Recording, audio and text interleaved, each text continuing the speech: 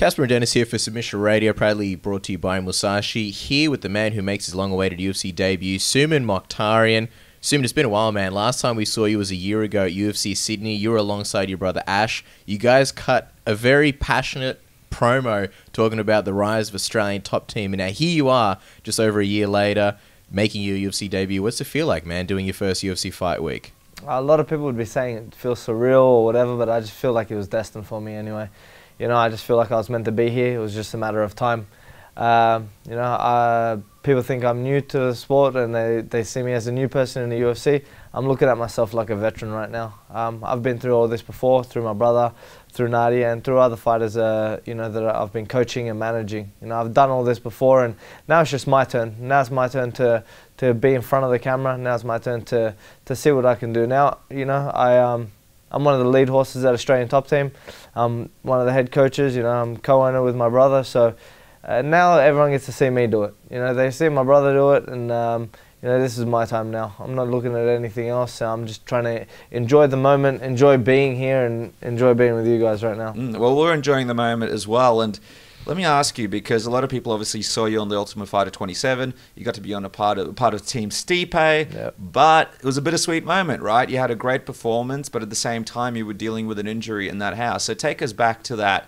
When you were going into TUF, did you know how bad your injury was? When did it occur? And going into that fight, knowing that you're injured, what was that like? My injury actually happened the first week of training at TUF. It might have been the first or second week. I was just drilling, wasn't even doing anything serious. The cameras and everything were out. They saw it. They've got the footage of it as well. Just drilling on the wall, got my leg caught up against the wall, and someone dragged my leg out as we were drilling. It wasn't even like a live thing, and I felt my knee snap, crackle, pop, and then I tried to walk it off, and I knew instantly something was wrong. The burning feeling in my leg, like, you know, I think that the worry in my head was a lot more than what was actually going on in my knee. I tried to spar straight after it, and they seen that I couldn't do anything. I could barely stand on my leg. Knowing that I had a fight coming up straight after that was a bit worrying, but these opportunities don't come by often. You know, not many people get the chance to go over to the Ultimate Fighter, especially to be part of such a great season with a bunch of undefeated fighters. Not many people get that opportunity, and it wasn't one that I was going to pass up. They asked me, do I want to see a doctor or do I want to see like a physio? I said, I'll go with the physio. You know, I know what happens when you see a doctor. You don't ever get good news after that. You know, pulling out of that competition was never an option for me. I was willing to fight with a broken leg, a snap neck, whatever it took. You know, I just wanted to go in there and make the most of my opportunity. You know, I went in there, I didn't get the win, but I felt like Dana White seemed depressed. Yeah, Dana White was impressed straight after my fight. You know, he spoke to me, and off camera as well, he came back to me as well, and he sat and gave me some good words, and he said to me, he goes, man, get your knee checked out, get everything sorted out, and when you're ready, you know, we'll get you into the UFC. And that was like a bit of a promise that he made me, and he made that same promise when we had dinner straight after the show had finished, and he came good on that promise. You know, he's a man of his word, and I'm just blessed and thankful to get this other opportunity. It's been a short time after. You know, it's been 7.5 months in surgery, so, you know, quick recovery, but there's nothing else I would rather want. You know, I was born in Adelaide. I grew up here until I was 6 years old. I think I might be the first Adelaide-born fighter to fight on a UFC card, let alone fight in Adelaide.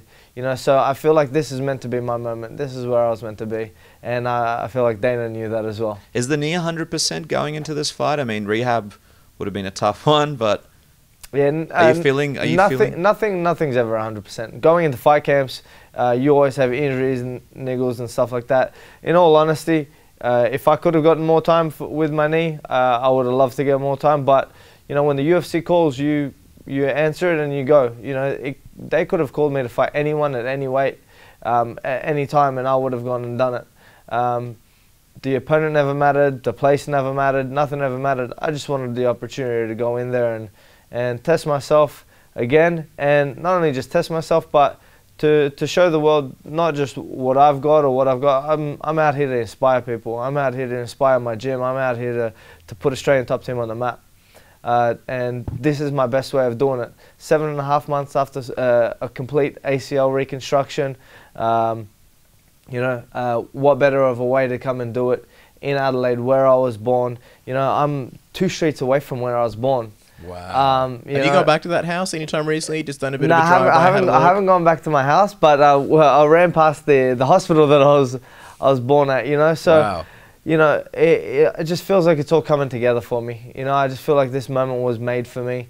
And, I could be on the other side of the world and I'd make that moment mine. Adelaide right now is just a blessed opportunity. But, even if it was New York or Las Vegas, any moment that I get, I'm going to make it my own, and I'm going to make sure I keep putting Australian top team on the map. It's good to see that you're in high spirits. You got such a good energy about you. Because obviously you and your brother, Ashkan, you were supposed to both compete on this card. Right. Would have been great for Australian top team, right? Especially coming off that promo in Sydney. That's right. Would have been almost like destiny fulfilled. How tough was that finding out that unfortunately he wouldn't be sharing the stage with you this coming weekend? It was tough, but everything happens for a reason. It would have been truly a dream come true. And I think that for a lot of us, for a lot of our family and a lot of our friends and guys at our gym, they all wanted us to see us because they know what we're both capable of together. And I think we bring out the best in each other. I feel like it's still going to happen, like we're destined to fight on a card. Last time we fought on a card in China, we went in and we fought 2 of the best guys that they had, and we wiped them out before the UFC. And I knew that my brother was ready to come in here and do work as well. This time it wasn't meant to happen, and as my brother always says, we've got to take the good with the bad.